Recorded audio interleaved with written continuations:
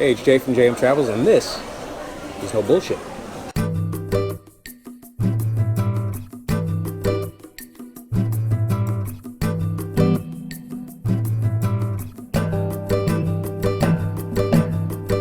I'm on the Ovation of the Seas, and we're getting towards the end of our Alaskan cruise. And in the Lounge 270, they're about to have the Captain's Corner, where the captain and the cruise director discuss life at sea and take general questions from the audience.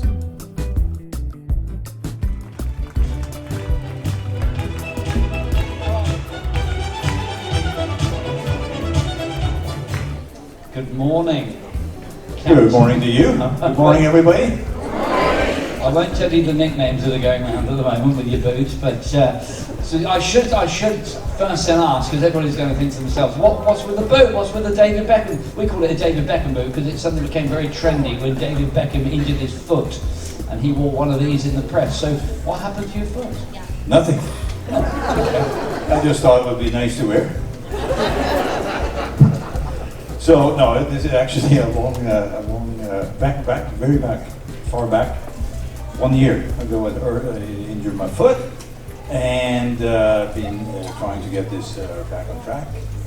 You know, when you're tilting your foot and you think everything's okay, and 3 weeks later you start to swell, and it goes on and on. So in Australia, I had a good chiropractor actually that put this foot back. It was dislocated, so that will have to be pulled out and then slid back into the slot.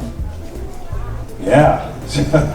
Been trying very hard for a year to get that back on track, but last Seattle, I was lucky enough to get into a hospital, and they injected some good things in there. Yeah, that's what I said. And long, was it oh, much longer than that. Was it like that? Yeah. It felt like it was. So yeah, so now we're on the track of getting. You're on the right foot again. Yeah. This was the next one. Yeah. So let me ask you about before we take questions from everybody, let me just ask you about your career and what really brought you to this part of your career. Was this a family thing? Were you with everybody in your family at sea, or were you the first to break away? Why did you do it? Was it tax reasons? Why did you do it? No. Well, I grew up by the sea in Norway. And my family was not many of the sailors there, but on my mom's side, they had fishing village and so on. So I did help on the docks when the fishing trawlers came in with herring and all sorts of things, offloading and so on. So that kind of got into my blood, and all of a sudden I thought, okay, I need to try this. So I went on foreign trips, worldwide, I should say. And I thought it was going to be just for 6 months, but I'm still out sailing. Still enjoying it. So you did, what was the education to really become part of the Marine team? Well, you start as a trainee, basically today you start as a cadet, right? So you choose the department, well at least that's what I did that time. And at that time it was the engine department, technical department. So I grew up halfway there, and then I went over to the deck side and did the same thing there. And basically, after all the training was done, I went to the academy, Marine Academy. That is 3 years, and on-the-job training after that, and more courses and more sea time, releasing license, second officer license, and chief officer, and then master. On cruise ships, of course, is a little bit different because you have a second officer, you have a first officer, chief officer, and a second in command staff captain, and then captain. So it takes a little while. And from you obtaining your master's license, how long until you became a captain with the company? It took me 4 years. And is that normal? Is that about the right time? Was it really just a case of waiting and waiting? Well, it was kind of a little faster than I thought it would be, but it was the right time. And in terms of cadets today, that program still stands. Is it still 3 years in education? 5 years. 5 years now. 5 years. Well, at least in Norway it is. So they spread out in 5 years, and a lot of training on top of that. Plus the simulation, of course, that we had as well. So yeah, it's a long time, but it's needed. Look at this complex operation we have. Okay. Ships then, we are very big. We're the second largest class in the world. We have the Oasis class, which of course is bigger than us. How big can ships go? Is there any maximum size? Is it, what really depicts how big we're going to go as a company? We can go as big as we want. We can go as a super tanker if you like, size-wise. But we don't have any facilities for that yet. The places we have big facilities for ships now is in China, actually. They have built out very, very large facilities for big ships.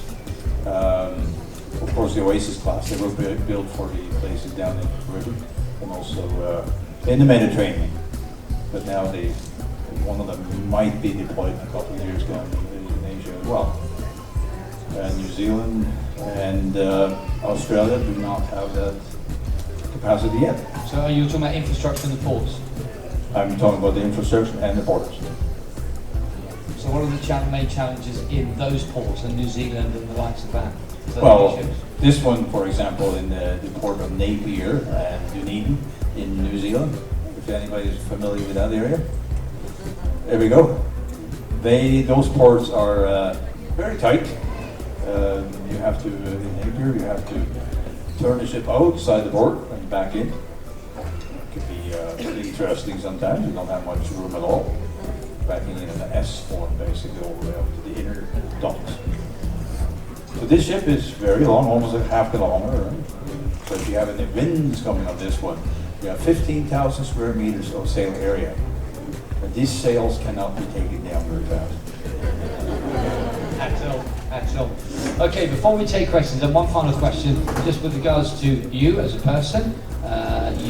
Are you married or are you happy? I mean, you have kids.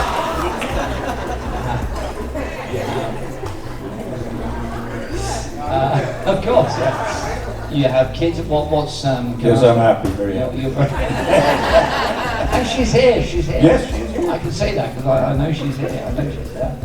Yeah, cats. We used to have cats. You've got cats. Yeah. They don't have to go to school. And she sails on board, your wife? Yes. Any other question? Okay, I'll let everybody else answer. Right, okay, good morning. Can we ask your name firstly, madam? Good morning, my name is Pramlata, Good morning, welcome. and I wanted to know how long does it take to really build a ship this size when it comes to sea? Building ships. Well, it usually takes about 3 years from start planning until it is done. But it's built basically in sections, just like a Lego. And also everything on board is built like that and then put together. So about 3 years. Can I ask about cost? What sort of cost would this be? I know they wrote a check of $1 billion. It's a lot of money. It is a lot of money. Yeah, can you imagine writing that check? And the time frame from, I'm just going to extend on your question if I may, time frame from the thought process to the build, what's normally that time period from when they say let's build a new type of ship to? Well, I think, the thoughts and the ideas are coming on the table probably well before they get together for anything like that. But first to come up with the class, basically, and then you start to build on that. So, yeah, I would say that they had a good year on that, and then they have already started the production of certain things they need to do, and then everything is brought to the yard, and there we go. And off we go, yeah. So good morning to you, madam. Good morning. I just want to know if you got to have military experience to run this ship, or do you have military history? Do you need military history to run? What are you saying? Where do you think we're going? Were you in the Navy? To be a captain? Do you have to start? Yeah, well, I have a mandatory military experience. In Norway, you had to do that, and that was in the Navy for 15 months. Some of our captains and marine teams do come from military backgrounds around the fleet? It used to be a little bit more, but now it's not as much as it longer. So maybe a handful. Yeah. And can you communicate when we see, just going on your question again, when you see military vessels around, can you communicate with them? Do you communicate with them? I mean, do you sort of get on VHF? Well, with international traffic, we shouldn't be communicating by radio. We should be communicated by rules at sea. So that's how it works. But sometimes we have to do that. Yeah. Morning. My name's Gary Dayton. Morning, Gary. My question revolves around logistics. In our previous Royal Caribbean sails, we were on the smaller vessels. And actually, when we were scheduling this, I had a concept in my mind that it was one of the smaller vessels, until I was surprised that we're dealing with the larger ones. The question I have for either of you, or both of you, is what are the logistics of sailing with 4,000 plus people on board? Do you run into any logistics problems, any travel problems, anything along that line? Never. Do you have any logistics problem, Jeff? I have lots of logistical problems, actually. Tell me. Well, I can say certainly from a hotel aspect, and I'm part of the hotel department, that one of the logistical challenges every cruise, of course, is stores, getting everything on day one of a cruise. So everything is geared to come on in Seattle for a 7-day cruise. And I'm now talking about the hotel side of things. So all foods, beverages, everything comes on. A lot of stores, shops, salon, everything comes on Seattle Day. So the inventory team, who start at crazy o'clock in the morning on a Seattle Day, will then work literally throughout the day, getting everything on, and then it has to be safely stored before we can set sail. And now, lucky because I know that, of course, that is a requirement of Coast Guard that we do that. And the stores, for those of you that may have taken one of the all-access tours, we're on a ship. We are limited to the amount of space that we've got. We've got some very, very large storerooms, but the amount of things that come on is huge, of course. So that is always quite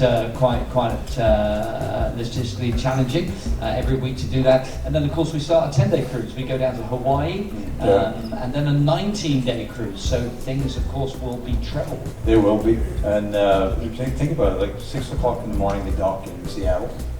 And we need to get off, about 15,000 pieces of luggage.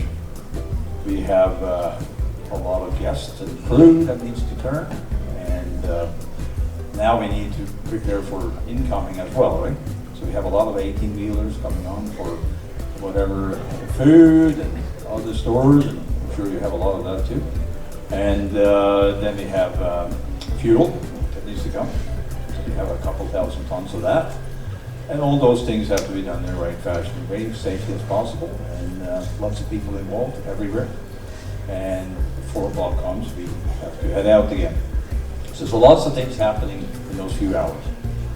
And you mentioned about the next transit down to Australia.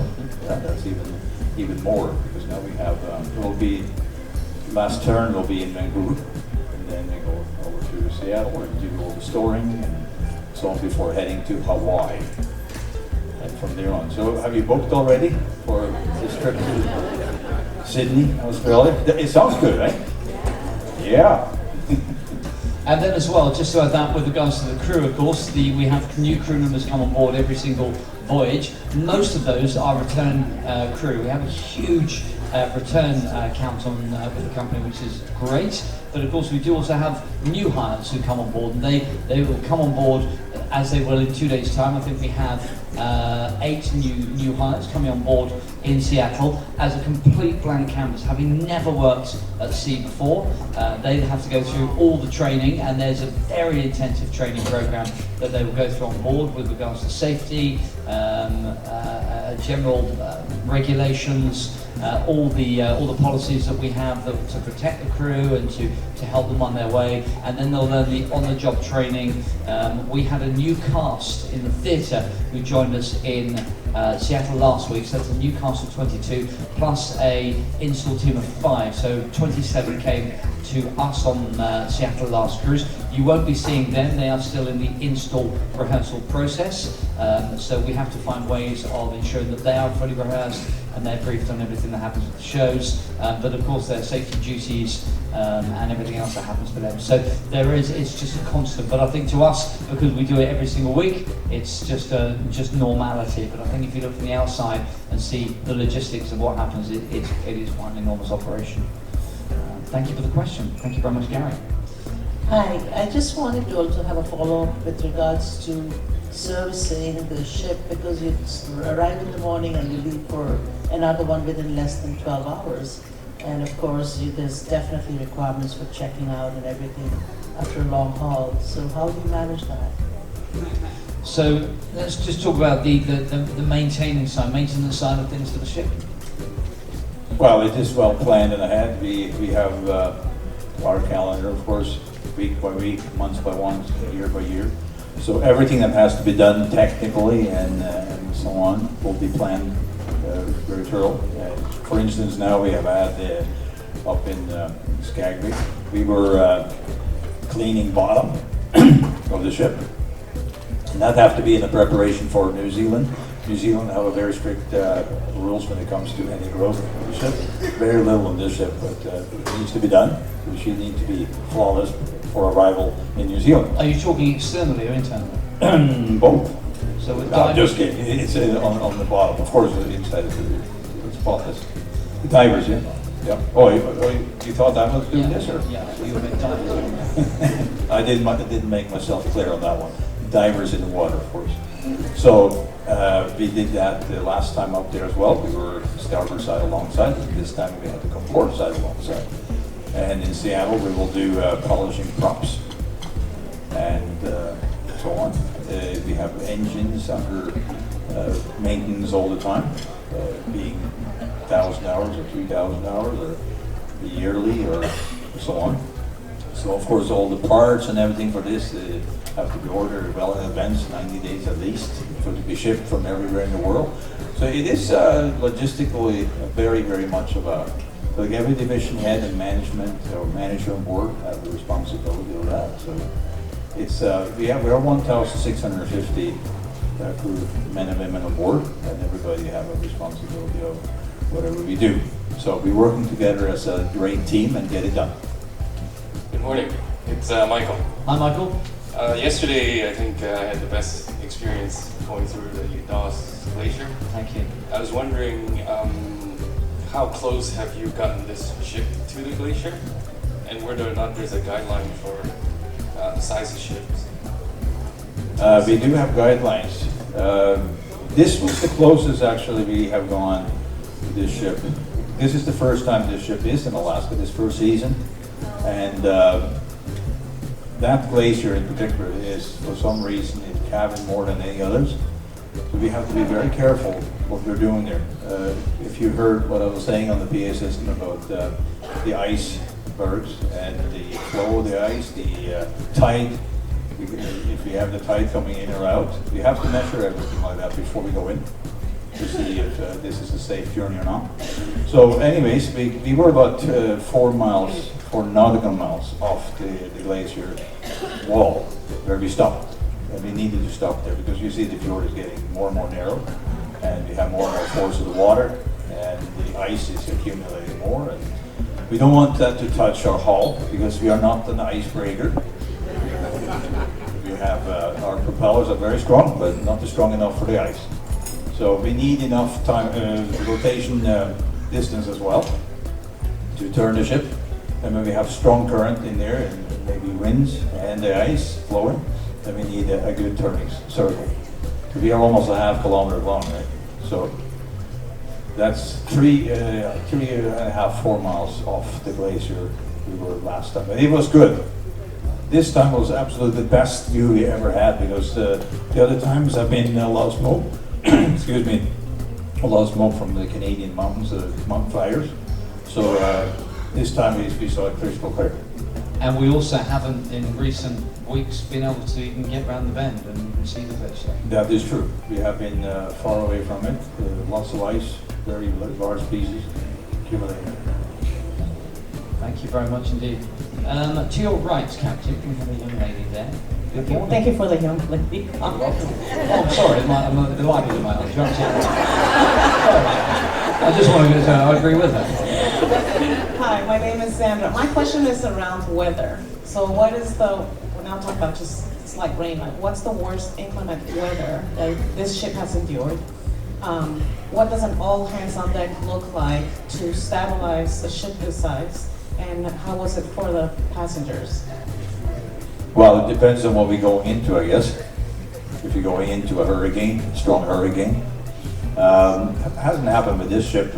She's quite young yet, 3 years old. And Alaska season now have been very calm. We have had a few bumps here and there on the outside there, but not severely. It takes the planning, of course, we do with the weather planning. We are doing the same thing as they do usually on the television, basically. Watching everything on the Pacific side and see the low pressures and just measure everything, that we are not getting into anything close. Have to maybe change the itinerary if necessary, and so on. So it is mainly the bridge officers that do the planning of the weather, including myself. If we do have, like Alaska can be, as you know, we can be forecasted with rain all day, and it's not, just like yesterday. It was supposed to be pouring rain, and also hurricane force wind outside with the 50, 60 knots. That didn't happen. Last cruise it did. So it is up and down. But anyways, we are very well prepared. We have a lot of good ballast at the bottom of the ship, including heavy engines. We have fuel oil, we have lube oil, we have water, we have seawater if necessary that we can fill in to make the ship even more stable. So the weight is below, so we can actually heal a lot before we are in trouble. And for the guests, of course, we don't want to rock too much. So if you're rocking, say, 3-4 degrees, then you will be walking on the walls. And that's never good for the likes of cooking and... Yeah, that's we have to make only storm soup at that time. Goat soup. Storm soup. Storm soup. Yeah, storm soup. You haven't tasted that yet? I've never had storm. Oh, it's delicious. More storms than me. On that then, hurricane season in the Caribbean. We've all seen the news. Something might be on its way to the Caribbean now. What is the protocol for the ships that are there now? What will they be thinking and planning? Well, it's usually changing itinerary, or don't go at all. But that's not a good one, not going at all. But no, it's basically changing itinerary. That is the store for those itineraries. Yeah. And is it safe to be in port or at sea whenever? Well, at sea, of course. Yeah, you have to be out there and just go away from the storm center.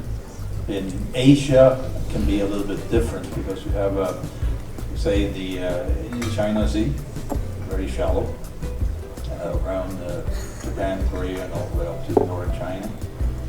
This ship was actually located in Tianjin, which is the port for Beijing. And when you get typhoons, as they call them down there, very strong sometimes, but they come up that way into Bohai Bay or heading that way, then you need to get in and get out very fast because it's very shallow and you can't have much speed. It'll compromise the draft of the ship to the bottom. There's a lot of things to think about. Thank you very much. Thank you. What's your favorite part of the ship? Like your favorite restaurant or just the room in general? There's restaurants. We got. Which one?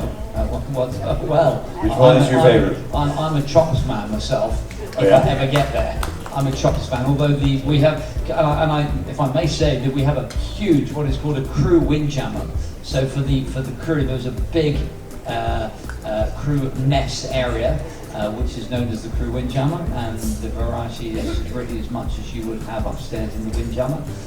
So that sort of gives us all the goodness that we need. However, if there is a chance to go and have a steak, chops. Captain? Yeah, is that where you're landing? Chops? Yeah. I usually go to the doghouse. Well, I'm always in the doghouse. Well, that's what I meant. So where do you go? Do you and your wife sort of head out? Do you head out for dinners? Is there time to do that? Sometimes, but this itinerary is very tight. It is very early mornings. It could be 2 o'clock in the morning, getting up for ports. This cruise, it was 2 o'clock in the morning for medical evacuation. So There was. Can you touch on that? I heard there was. that was just outside of the Juno. Did you hear anything about that? No? See, no secret we heard. We, of course, if somebody gets ill, we have to, of course, help immediately. So most of the things can be done on board, of course, but if we can't, then we have to have a person evacuated from the ship. So this time we were not too far from Juneau in Alaska. Came down the fjord on the other side and contacted the U.S. Coast Guard in Juneau. So they were able actually to take one of the Coast Guard cutters, as they call them, those smaller ones, and they came out of Marmion Island, if you know where that is. That is just at the beginning of the fjord going up to Juneau. So we intercepted there at 3 o'clock in the morning and transferred the patient over to the boat, and then they flew up to the Juneau dock and then to the hospital. So that was a very good transfer. All good. Yeah. It'll turn out good. Morning, my name is Carol. I have just a couple of questions for both of you, actually. When you become a captain, do you maintain a home elsewhere, or is the ship your home? How does that work? Well, yes. I would love to make captain, but I don't think I'll let me. But So where's home You for will be you? a good as captain. well. Where's home for you? Lots of places. Really? Yeah. The last 5 years actually have been in Thailand. My wife is from Canada. We didn't like the cold temperatures anymore. We left. The reason we were there was basically that I was sailing out of China, and very long haul-in flights going forward and back, over 20 hours. So we chose to actually have a place in Thailand, 1.5 hour flight instead. So that worked out very well. And of course, half of the year, this is my home. So half and half? Yeah. Hello, my name's Jack, and we'll be passing my home on Vancouver Island soon, I think. We'll pop in. Yeah. It's my first cruise, and I'm enjoying it thoroughly and looking forward to another one. My question is, this ship is 3 years old. What is the life expectancy of cruise ships in general? Well, we maintain them well all the time, of course. We have ships that is several decades old. We have the Majesty of the Seas, which is the oldest one now. She was in the first mega class, and that one has been refurbished over and over and over again to maintain as far as we can on the product quality. So we can keep them for a very long time, several decades before we have to retire them into a different division. Yeah, and we do sell them. They are sold on. Of course, some other companies will buy those ships, and we just try and stay as new and fresh and revitalised as possible. But yeah, the Majesty and the Empress are probably the two oldest ships, and we've got more coming out. I think it's 10 in 10 years. 10 in the next 10 years are coming out. So it really is about a build process at the moment. Thank you. Where was this ship built and launched? This was in Germany. Germany. Yeah, 3 years ago. And what determines what flag that the ship flies, sails under? Well, it is the company that choose that. So this company was under Norwegian flag and Panamanian flag, and the fleet got larger and larger, and they had to merge somehow. So they chose to go into Bahamas flag, just to the whole umbrella. So Bahamas it is. So what are the seas like down under, like New Zealand, Australia? What are some of the challenges down there? Depending on what time of the year it is. When you get to the end of the season in New Zealand, Tasmania, Australia, that stretch can be a little bit interesting sometimes. Are you familiar with the area or no? You're familiar with that area. So sometimes you can be almost like a submarine over there. It can be very rough. But what we do basically is to, again, we watch the weather condition and low pressures and so on, how they build. So sometimes if we were supposed to go from Sydney, Australia down south to the South Island in New Zealand, for the fjords, starting the fjords first, then we probably go to the north end first and see if we can get actually low pressure to pass before we get on the other side and back down again. So the sea can build very fast and very high. So we're looking at sometimes 9, 10 meters between the south side and Tasmania. And even with a big ship like this, yes, you will be flowing a little bit uncomfortable, but not dangerous. So most of the times, perfect. Yeah. Yeah, no, well, it's hit and miss really. It can be really nice, but sometimes when you get those low pressures in, it can be a little bit interesting. But again, you will be seeing that weeks, you'll see that days in advance, and again, it's about looking at the itinerary if necessary to modify. Yep. Yeah, that's what I'm saying. We go to the north and then come down to the south side. If that doesn't work, we go back up again and cross on the other side. Yeah. We saw a pilot coming on board or leaving, I'm not sure which, early in the cruise, and you mentioned a medical transfer, and I was just wondering if you could tell us about the procedure for making those transfers while we're underway and what that's like. Yeah, we go with the first one, northbound at the area of Cape, Alaska. Pilot station there, so we will be planning that a year ahead, really. At a certain point, 6:30 in the morning, we'll be picking up the pilot. So we come up there again with the weather condition we have. We will be either positioning the ship to a certain degree to go away from the waves and the winds to make a good lee for the pilot boat. Procedures from our side, of course, there's a lot of safety procedures. Everything from open the shell gate to the procedure of securing down there. How the crew is actually preparing for this, with life jackets, lines, lifelines, everything, and until the boat is coming out, and we have communication with the pilot boat coming all the way out. And, procedures are going around the stern of the ship, coming up alongside the ship, then proceeding towards the gate, coming alongside, and so on. Very, very well planned, just to avoid any accidents or injuries coming that way. So at the end of it, secure alongside, getting the pilot ladders, we call it, out, and then the man ropes, as we call it, secured, life jackets, lifelines, and boarding. So that is the procedure going aboard, and the same thing going off to the pilot boat, and the pilot boat away from the ship. So all that is as per chart, actually, checklists. And the same thing happened when we do medical evacuation. Everything from getting the call from the senior doctor on board to contacting either U.S. Coast Guard or other organizations. How are we going to do this? It will be an airlift or it will be done by boat. So all that is checklist. There's a lot of people involved. If we are having a helicopter lift, we are looking at least 2 fire teams on board, ready in position where the lift's going to be. Doctors and nurses. We have the rescue teams, we have the flight coordinator, we have everybody on the bridge who have certain jobs, including myself, contact with the helicopter, and procedures for flying in and get the job done. So we have procedures for everything aboard. Thank you. Good morning. With regards to the ship, are there yearly training requirements that you and your crew have to go to maintain proficiency and safety on board? And what are some of those? Yeah, it's actually every day.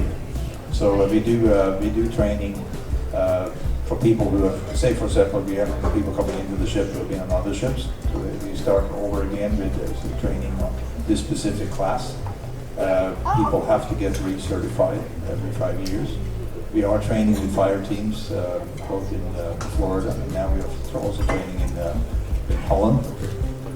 We do training on board with facilitators external that come on board, and we have fire chief on board. We have a chief officer safety who is a trainer, certified trainer for all those things. So we do pretty much the same thing as on land that way. We've been enjoying the whales, and I have two questions. One, do the whales avoid the ship, or did the ship avoid the whales so that there's no accidents? And also, you travel all over the world. What other marine life do guests get to enjoy throughout the world other than the whales? Okay, first one northbound from Seattle up here. We had one morning, first morning at sea. We had roughly, well, we couldn't count them all because it was a lot, but 50 plus big, huge whales. And what we did was, of course, slow down the ship to about 8 knots, and then just go very slow. Most of the time they will avoid you. Some of them have a very good hearing, so to speak. So they will be, they can hear the rumbling and they will just go away. If there are too many of them and they get confused, then we have slow enough speed that we can stop them.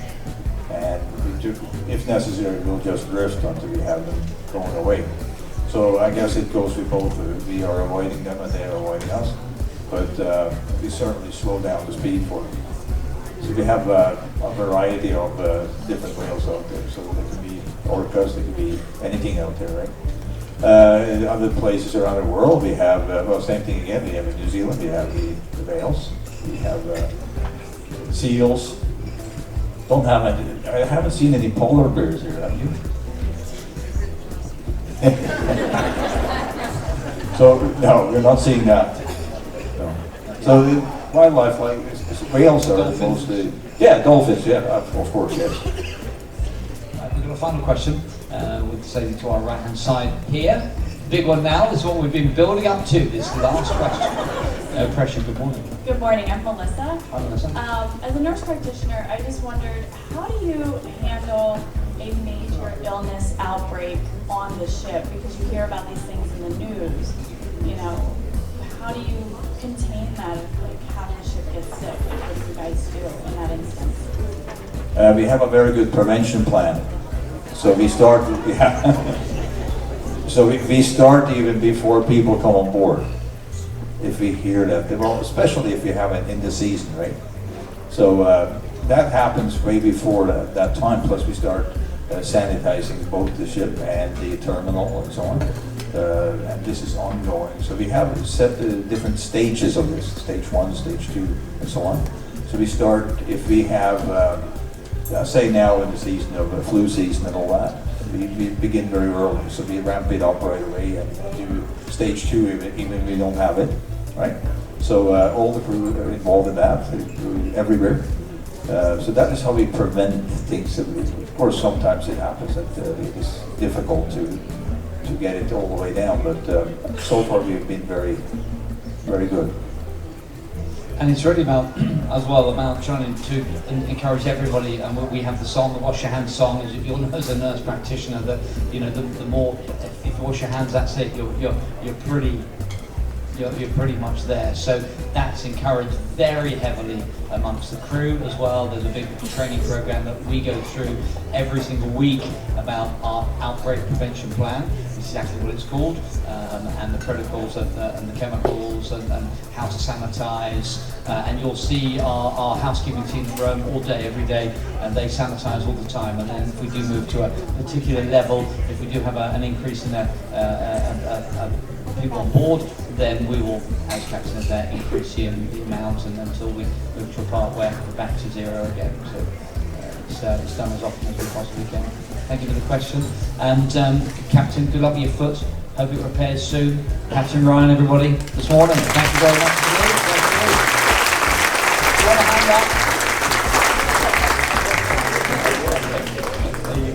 Lovely. Captain, thank you very much indeed. I'll take it from you. All right, thank you. Well done. Captain Ryan, everybody. Captain, thank you. We're all watching aircraft. Right, thank you very much indeed, everyone, for the And that, my friends, is no bullshit. Hope you learned something. If you like these type of videos, give them a thumbs up. And if you haven't seen my Alaskan video, check it out here. Also, don't forget to subscribe to the channel. Talk to you soon.